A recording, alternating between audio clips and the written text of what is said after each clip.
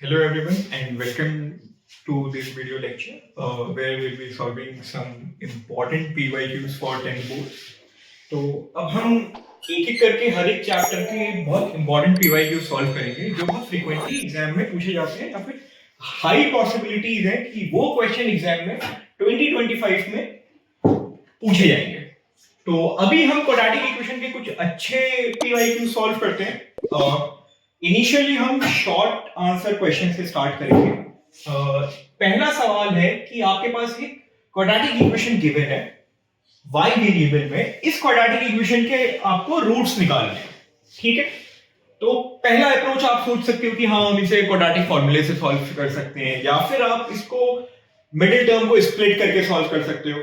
अगर आप quadratic formula use करोगे तो आपको ये b की जो वैल्यू है ये प्रॉब्लम करेगी। तो आप फैक्टराइज करो by splitting the middle term, वो मेथड ज्यादा कन्वीनियंट होगा और ज्यादा शॉर्ट होगा आपके लिए, ठीक है। तो एक बार वही ट्राई करते हैं। अगर स्प्लिट नहीं कर पाते हैं देन हम फॉर्मूला इस्तेमाल कर लेंगे। तो अब ये जो डिनोमिनेटर में 2 है इसको हटाने के लिए हमें क्या करना पड़ेगा, हमें पूरे क्वाड्रेटिक इक्वेशन में एलसीएम लेना पड़ेगा। तो सबसे पहले हम यही करते हैं, एलसीएम ले लेते हैं। LCM will be 2। अब हमें हर एक टर्म को एलसीएम से मल्टीप्लाई करके सेपरेटली लिखना पड़ेगा। तो first term will be 2y square plus 3 root 5y minus 10 equals to 0। अब इस 2 को हटाने के लिए आप क्रॉस मल्टीप्लाई कर दो, you will get 2y square plus 3 root 5y minus 10 equals to 0। अब आपके पास जो क्वाड्रेटिक इक्वेशन है, आपको इस क्वाड्रेटिक इक्वेशन को सॉल्व करना है by splitting the middle term. अब मिडिल टर्म को स्प्लिट करने के लिए क्या करना है, आपको 3 रूट 5 को दो नंबर्स में स्प्लिट करना है कि उन दो नंबर्स का प्रोडक्ट कितना है, a मल्टीप्लाई बाय c के इक्वल है। और इक्वेशन के अकॉर्डिंगली a और c की वैल्यूज क्या क्या है, 2 एंड -10। तो प्रोडक्ट क्या आएगा आपके पास, -20। अब -20 को ऐसे दो नंबर में तोड़ के लिखो कि उनका प्रोडक्ट तो -20 हो लेकिन उन्हीं नंबर का समीशन कितना आना चाहिए, 3 रूट 5, ठीक है। तो रूट 5 को इंक्लूड करते हुए लिखना पड़ेगा, ठीक है। तो एक बार सोच के देखते हैं कि ऐसे कौन से नंबर्स होंगे, ठीक, in terms of root y, ठीक है। तो अगर हम 4 रूट 5 को मल्टीप्लाई करें अगेन रूट 5 से, तो जो दोनों का प्रोडक्ट होगा वो तो 20 होगा, लेकिन हमें -20 चाहिए। तो हम इन दोनों में से कोई सा भी एक नंबर नेगेटिव ले सकते हैं, ठीक है। लेकिन अगर हमें इन्हीं दोनों नंबर को अगर ऐड करना पड़े तो हमें 3 रूट 5 चाहिए और वो भी पॉजिटिव 3 रूट 5 चाहिए। तो एक काम हम ये कर सकते हैं, रूट 5 को नेगेटिव कंसीडर कर लेते हैं और 4 रूट 5 को एज इट इज पॉजिटिव रहने देते हैं। तो मिडिल टर्म हमारी यहां से स्प्लिट हो जाएगी, 2y square positive 4 root y minus root 5y minus 10 equals to 0, ठीक है। इस क्वाड्रेटिक इक्वेशन को फर्दर सॉल्व करेंगे, देखते हैं कि इसके फैक्टर्स क्या क्या है। स्टार्टिंग की दो टर्म्स में हमें कॉमन टर्म्स क्या दिख रही है, 2y। अगर 2y कॉमन लेंगे तो ब्रैकेट में क्या बचेगा, y plus 2 root 5 bracket close. अब लास्ट के लिए जो ये दो टर्म्स बची हैं इसमें क्या कॉमन है, नेगेटिव रूट 5 कॉमन है। अगर नेगेटिव रूट 5 कॉमन लेते हो देन ब्रैकेट में क्या बचेगा, y plus 2 root 5 equals to 0। अब हमें साफ दिख रहा है कि y प्लस 2 रूट 5 कॉमन है, y प्लस 2 रूट 5 कॉमन है। अब हमारा अगेन ब्रैकेट में क्या बचेगा, 2y negative root 5 equals to 0। अब जब हमारे पास दो फैक्टर्स आ गए हैं तो अब हम इसको 0 से इक्वेट करके y की वैल्यूज कंप्यूट कर सकते हैं। तो अगर आप पहले वाले फैक्टर को 0 से कंपेयर करोगे तो y will be negative 2 root 5 और दूसरे वाले फैक्टर को अगर आप 0 से कंपेयर करते हो then it will be y equals to positive root 5 by 2। तो ये दो वैल्यूज, ये दो रियल वैल्यूज है y की जो हमें अपनी क्वाड्रेटिक इक्वेशन सॉल्व करके मिली है, ठीक है।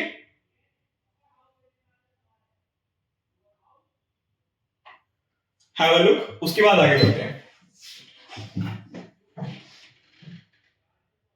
चलो ठीक है, अब नेक्स्ट क्वेश्चन देखते हैं। नेक्स्ट जो कंसेप्ट है वो है नेचर ऑफ रूट का। अब नेचर ऑफ रूट से हर बार बोर्ड एग्जाम में एक सवाल फॉर श्योर आ रहा होता है, ठीक है। तो ये टॉपिक है भी बहुत आसान, करना कुछ नहीं होता, हमें पता है हमारे पास क्या है, जो भी हमारे पास क्वाड्रेटिक इक्वेशन होती है ax square plus bx plus c equals to 0। इस क्वाड्रेटिक इक्वेशन के जब हम सॉल्यूशंस निकालते हैं बाय फॉर्मूला, देन हम फॉर्मूला कैसे अप्लाई करते हैं, for values of x will be negative b plus minus square root b square minus 4ac divided by 2a, ठीक है। अब होता क्या है कि ये सारी वैल्यूज x की जितनी भी वैल्यूज आप कैलकुलेट करते हो वो स्क्वायर रूट वाली टर्म्स पे डिपेंड करती हैं, इस वैल्यूज पे डिपेंड करती हैं। ये जो स्क्वायर रूट के अंदर b स्क्वायर माइनस 4ac है, ये डिसाइड करता है कि वैल्यूज ऑफ रूट्स रियल होगी या इमेजिनरी होगी। इमेजिनरी वैसे कोई ऐसा वर्ड नहीं होता है जो आप मैथ्स में यूज करते हो, वो वर्ड पर्टिकुलरली कॉम्प्लेक्स बोला जाता है, जहां पे स्क्वायर रूट के अंदर हमें नेगेटिव वैल्यूज दिख रही होती है, ठीक है। अच्छा, हम सब ने हमेशा पॉजिटिव नंबर देखा है स्क्वायर रूट के अंदर, कभी भी नेगेटिव नंबर नहीं देखा है। अगर स्क्वायर रूट के अंदर पॉजिटिव नंबर आ रहा है, इसका क्या मतलब है कि वैल्यूज कैसी आती है। अभी लास्ट क्वेश्चन में जो हमने सॉल्व करा है वो y की वैल्यू क्या थी, 2 स्क्वायर रूट 5। स्क्वायर रूट के अंदर पॉजिटिव नंबर है, कभी भी आपको इस टाइप का नंबर नहीं मिलेगा, square root negative 5, square root negative 4। ये एक इमेजिनरी नंबर हो जाता है, जिसको 11th क्लास में एज एन इंट्रोडक्शन हम स्टार्ट करेंगे पढ़ना। लेकिन अभी हम यहां पे गेस कर सकते हैं कि नेचर ऑफ रूट हम कैसे कैलकुलेट कर देंगे, कैसे कैलकुलेट करते हैं इस टाइप के क्वेश्चन को, ठीक है। तो यही वैल्यू है, इसी वैल्यू को देख के हम अंदाजा लगाएंगे। चलो, अच्छा, अभी जो स्क्वायर रूट के अंदर एंटिटी लिखी हुई है इसको डिस्क्रिमिनेंट बोलते हैं, दैट इज d। तो d की वैल्यू क्या होती है, b square minus 4ac for our given quadratic equation ax square plus bx plus c equals to 0, ठीक है। तो अभी देखते हैं, अगर d की वैल्यू 0 से बड़ी हो जाए, अगर d की वैल्यू 0 से बड़ी हो जाए या फिर 0 के बराबर हो जाए, तो स्क्वायर रूट के अंदर हमें हमेशा पॉजिटिव वैल्यूज मिलेंगी, इंक्लूडिंग 0, ठीक है। अगर हमें 0 और या फिर ग्रेटर देन 0 वैल्यूज मिल रही है, इसका मतलब क्या है, रूट्स कैसे रहेंगे हमारे, रियल एंड डिस्टिंक्ट। अब ये डिस्टिंक्ट क्या होता है, डिस्टिंक्ट का बहुत सिंपल सा मतलब होता है अलग अलग, डिफरेंट, ठीक है। तो इसमें कंफ्यूज होना नहीं चाहिए ऐसा जैसे। तो रियल वैल्यूज होगी, और क्योंकि क्वाड्रेटिक इक्वेशन है तो दो different values of the variable हमें सॉल्व करने के बाद मिलेगी। तो कंडीशन हमें याद रखनी है, अगर सवाल में बोला जाता है कि हमें रियल वैल्यूज फाइंड करनी है किसी भी क्वाड्रेटिक इक्वेशन में, तो हम डिस्क्रिमिनेंट की वैल्यू को ग्रेटर देन 0 रखेंगे और इक्वल टू भी 0 रखेंगे, दोनों को एक साथ मर्ज करोगे तो d will be greater than and equals to 0। तो ये हमारी पहली कंडीशन हो गई for real and distinct root, ठीक है। चलो दूसरी इक्वेशन देखते हैं, दूसरी कंडीशन देखते हैं। अभी दूसरी कंडीशन क्या हो जाएगी, हो सकता है कि डिस्क्रिमिनेंट की वैल्यू जो है, डिस्क्रिमिनेंट की जो वैल्यू है वो 0 के बराबर हो जाए, सिर्फ 0 के बराबर हो रही है अभी। अगर d की वैल्यू सिर्फ 0 के बराबर है, अगर d की वैल्यू सिर्फ 0 के बराबर है, इसका क्या मतलब हुआ, ये जो फॉर्मूला हमने लिखा था negative b plus minus square root d divided by 2a, तो अब ये स्क्वायर रूट वाली वैल्यू तो पूरी 0 हो गई है।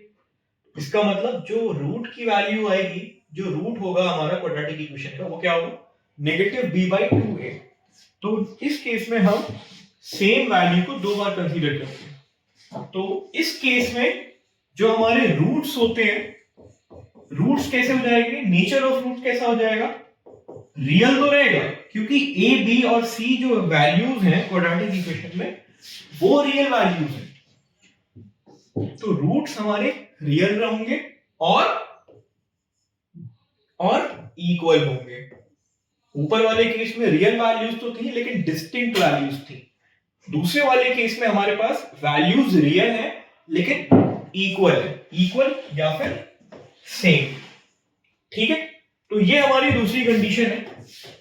अब एक कंडीशन और बन सकती है, एक कंडीशन और बन सकती है, हो सकता है कि डिस्क्रिमिनेंट की वैल्यू नेगेटिव हो जाए, हालांकि वो इमेजिनरी वाला पार्ट आ जाएगा फिर से। स्टिल एक बार डिस्कस करते हैं। अगर डिस्क्रिमिनेंट की वैल्यू नेगेटिव हो जाती है, इसका क्या मतलब है, x की जो वैल्यू है negative d plus minus square root के अंदर नेगेटिव d।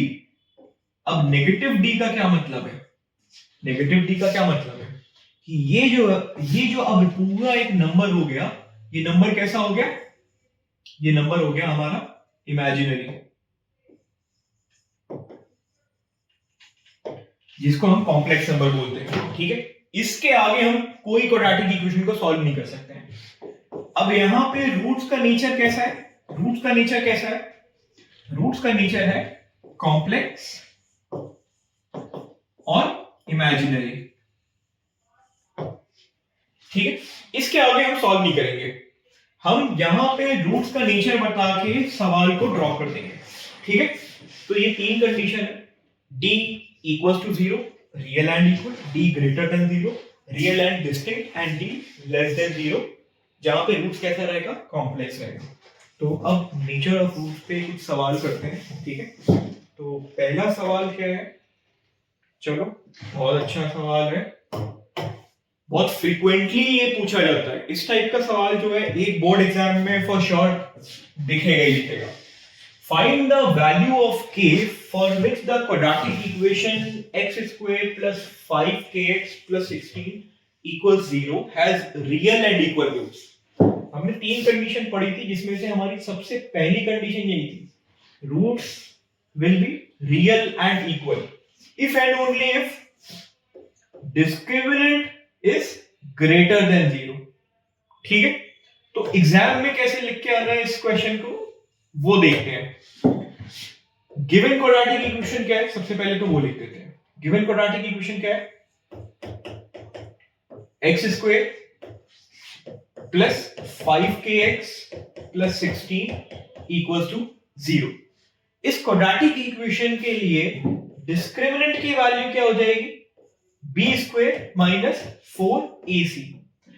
अब कंडीशन क्या दी हुई है हमें, गिवन कंडीशन क्या है, गिवन कंडीशन क्या है, roots are real and equal. अगर रूट्स रियल और इक्वल होते हैं, इसके लिए हमारे पास डिस्क्रिमिनेंट को क्या होना पड़ेगा, greater than 0। That means b square minus 4ac will be greater then 0। और इक्वल रूट की क्या कंडीशन थी, इक्वल रूट की क्या कंडीशन थी, इक्वल रूट की कंडीशन थी इक्वल्स टू 0। डिस्क्रिमिनेंट को 0 के इक्वल भी होना पड़ेगा। तो हम b स्क्वायर माइनस 4ac को 0 के लिए सॉल्व करेंगे और वहां से हम k की वैल्यू को कैलकुलेट करने की ट्राई करते हैं। abc की वैल्यूज क्या क्या है, कंपेयर करें अगर हम क्वाड्रेटिक इक्वेशन को, तो a की वैल्यू क्या है 1, b की वैल्यू क्या है 5k, that is the coefficient of x, और c की वैल्यू क्या है 16। abc की वैल्यूज मिल गई, गिवन इक्वेशन में पुट करेंगे b स्क्वायर माइनस 4ac में और फिर आगे फर्दर सॉल्व करते हैं। अब b की वैल्यू क्या है 5k whole square minus 4, a की value is 1 and c is 16 equals to 0। इसका क्या मतलब हो जाएगा 25k स्क्वायर इक्वल टू, इसको आप राइट साइड पे शिफ्ट कर दो, 4 into 16 दैट इज 64, नेगेटिव 64 है, राइट साइड पे जाएगा तो वो पॉजिटिव हो जाएगा। तो अब हमें सिर्फ k की वैल्यूज ही बतानी थी। तो k की वैल्यू क्या हो जाएगी, k square equals to 64 divided by 25। अब हमें सिर्फ k की वैल्यू चाहिए, हमारे पास k स्क्वायर की वैल्यू आ रही है। इस कंडीशन में आप क्या करोगे, square root taking square root both the side, दोनों साइड पे स्क्वायर रूट लेंगे तो हमें k की क्या वैल्यूज मिलेंगी, positive negative 8/5, since 64 is the perfect square of 8 and 25 is the perfect square of 5। ठीक है, सवाल समझ में आ गया होगा। एक बार फिर से देख लेते हैं पूरा सवाल। सवाल क्या था हमारे पास, find the value of k for which the quadratic equation has real and equal roots. Real और इक्वल रूट्स की कंडीशन क्या है, कंडीशन क्या है, डिस्क्रिमिनेंट जो है वो पॉजिटिव हो और जीरो के बराबर। तो बेसिकली हम डिस्क्रिमिनेंट को जीरो के लिए सॉल्व करेंगे और वहां से बस हमें k की वैल्यू को बस सिंपली कैलकुलेट करना है। ठीक है, चलो ठीक है, नेक्स्ट क्वेश्चन देखते हैं। अगला सवाल भी बिल्कुल सिमिलर है। इसमें हमें क्या करना है, write all the possible values of p for which the quadratic equation x square plus px plus 16 equals to 0 has equal roots. फिर से वही कंडीशन है, इक्वल रूट्स वाली कंडीशन के लिए हमें क्या करना होता है, इक्वल रूट्स वाली कंडीशन के लिए हमें क्या करना पड़ता है, डिस्क्रिमिनेंट को जीरो के बराबर रखना होता है। तरीका वही होगा, सबसे पहले जो भी आपकी गिवन क्वाड्रेटिक इक्वेशन है, given quadratic equation will be x square plus px plus 16 equals to 0।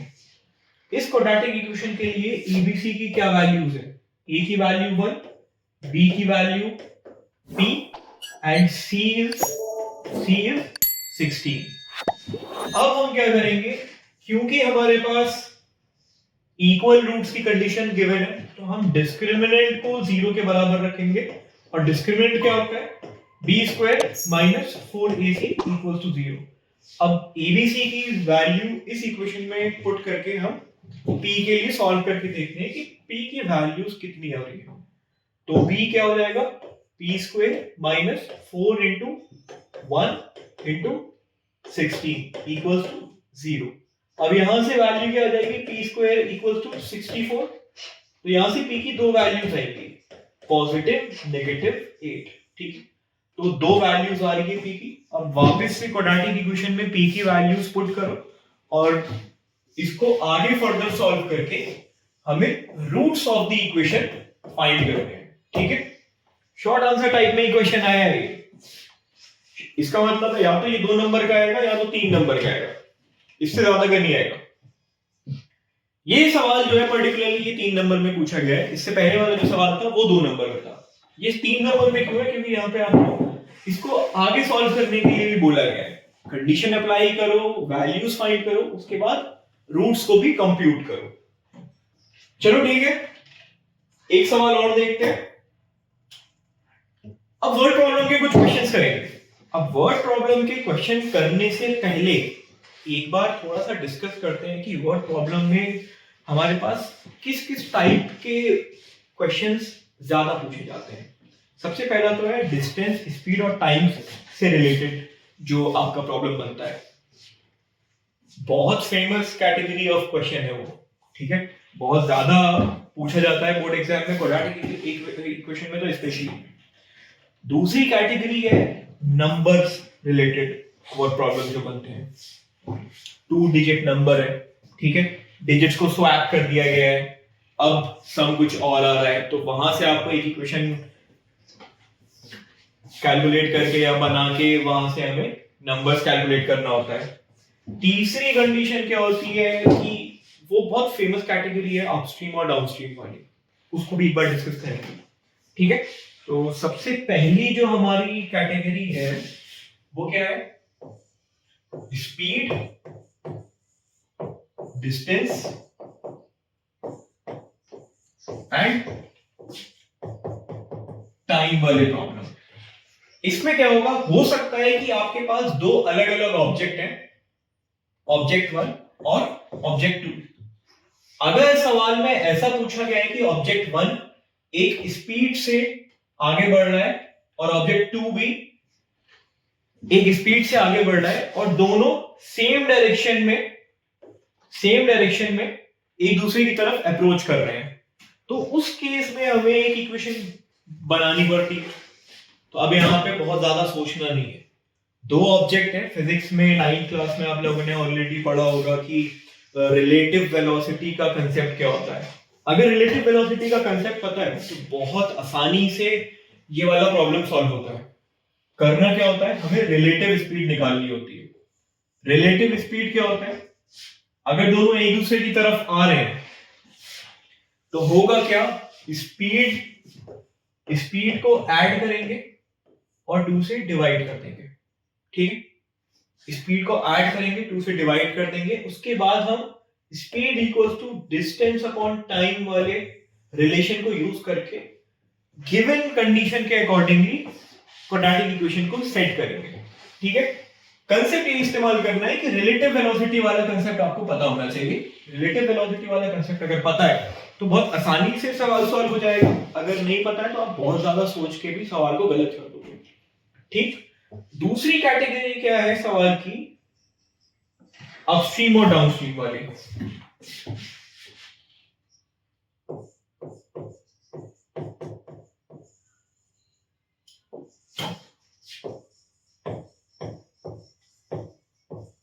Upstream and downstream. Upstream और डाउनस्ट्रीम में क्या होता है कि आपके पास एक फ्लो ऑफ वाटर है। ठीक है, फ्लो ऑफ वाटर है। अब वाटर फ्लो किस डायरेक्शन में होता है, हमेशा याद रखना कि याद भी क्या ही रखना है, आप सबको पता ही होगा, हाई ऑल्टीट्यूड से लो ऑल्टीट्यूड की तरफ हमेशा वाटर फ्लो करता है। ठीक है, और फ्लो ऑफ वाटर जो होगा वो कांस्टेंट रेट से हो रहा होता है। अभी के लिए कंसीडर कर लेते हैं कि चलो x किलोमीटर पर आवर के रेट से वाटर जो है फ्लो हो रहा है। ठीक है, x किलोमीटर पर आवर के रेट से वाटर फ्लो हो रहा है। अब सवाल क्या होता है अपस्ट्रीम और डाउनस्ट्रीम में, अगर आपने एक बोट है, अगर आपकी जो बोट है इन द डायरेक्शन ऑफ, ठीक है, ये क्वेश्चन सॉल्व करना स्टार्ट करते हैं। वर्ड प्रॉब्लम का काफी फेमस सवाल है ये। अ train travels at a certain average speed for a distance of 54 kilometre. ठीक है, अब ये जो हमें बता दिया गया है, a train travels at a certain average speed of distance 54 kilometre. ठीक है, इनिशियली पहली जो कंडीशन है हमारे पास, पहली कंडीशन में टोटल डिस्टेंस कितना कवर करा गया है, 54 किलोमीटर। ठीक है,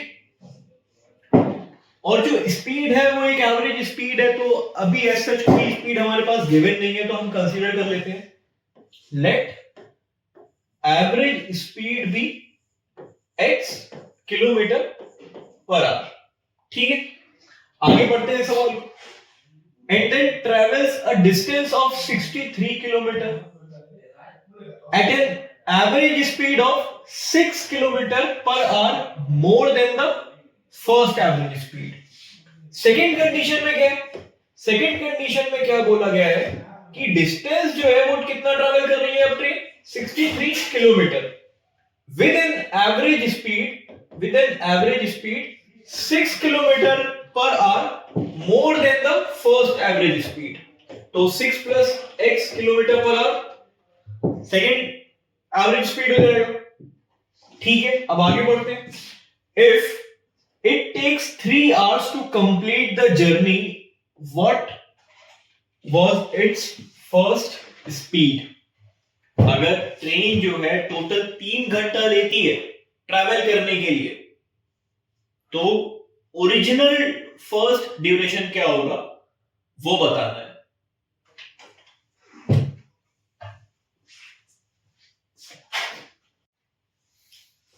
तो लास्ट में हमें बताना क्या है कि what was it's first speed, मतलब वैल्यू ऑफ x हमें कंप्यूट करनी है। ठीक है, तो क्वाड्रेटिक इक्वेशन देखते हैं कि हम बनाएंगे कैसे। तो बेसिकली जो हमारी वर्ड इक्वेशन है पहले उसको फॉर्म करने की ट्राई करते हैं। वर्ड इक्वेशन कैसे फॉर्म होगी? हमें बोला गया है कि 3 घंटे में टोटल जर्नी कवर हो जाती है। पहली वाली कंडीशन से अगर हम टाइम को कैलकुलेट करें, लेट्स से चलो t1 बोल देते हैं, तो t1 कैसे कैलकुलेट होगा? हमें ऑलरेडी पता है speed equals to distance over time.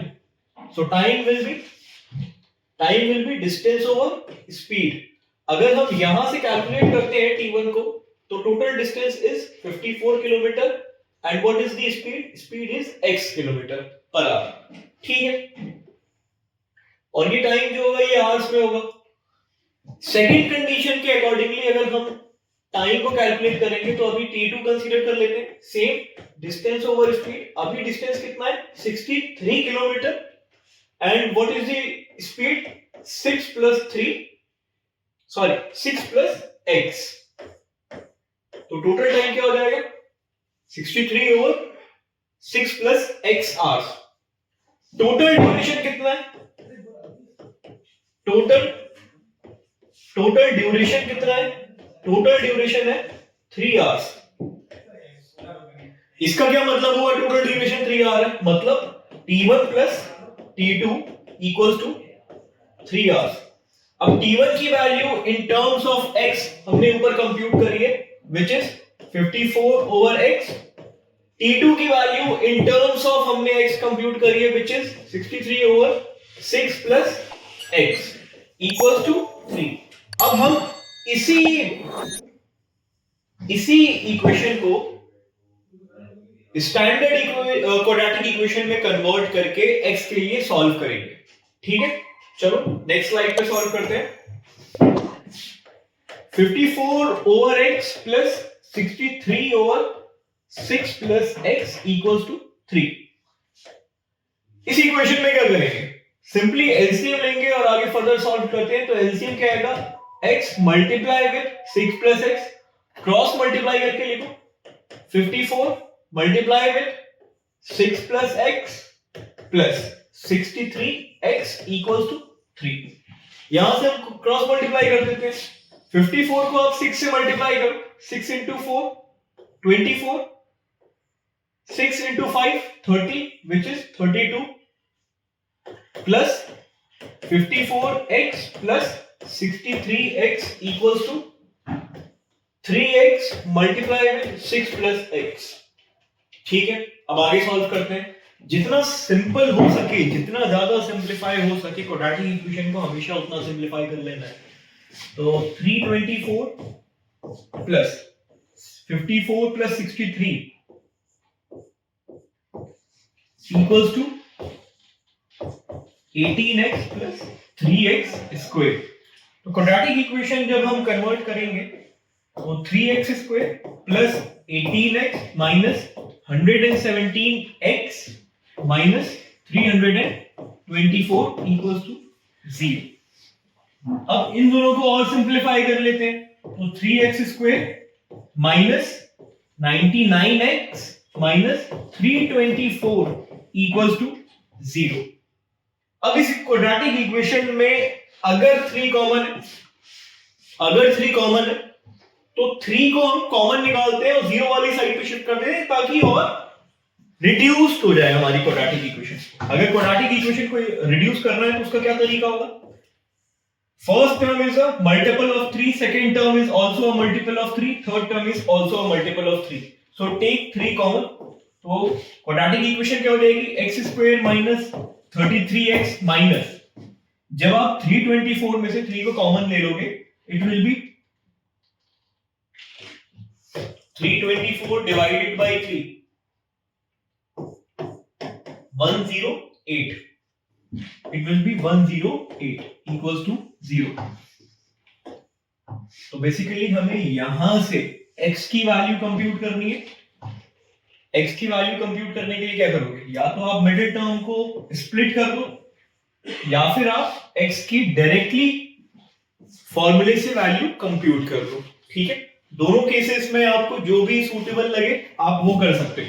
ठीक है, इसको आप आगे सॉल्व कर लोगे। ठीक, तो अभी हम नेक्स्ट क्वेश्चन करते हैं। वर्ड प्रॉब्लम में सबसे इंपॉर्टेंट होता है कंडीशन को समझ के क्वाड्रेटिक इक्वेशन फॉर्म करना। क्वाड्रेटिक इक्वेशन आप बहुत टाइम से सॉल्व कर रहे हो, क्लास 8 से सॉल्व कर रहे हो। क्वाड्रेटिक इक्वेशन के फैक्टर्स करना है या फिर फॉर्मूला यूज करके डायरेक्टली सॉल्व करना है, उसमें ऐसा ऐसी प्रॉब्लम नहीं होगी। प्रॉब्लम जो होगी वो वर्ड इक्वेशन को कन्वर्ट करने में होगी मैथमेटिकली। मैथमेटिकल आपका जो भी कैलकुलेशन है वो आप बहुत आसानी से कर लोगे। समझ के कैसे कन्वर्ट करना है वही टास्क है आपका।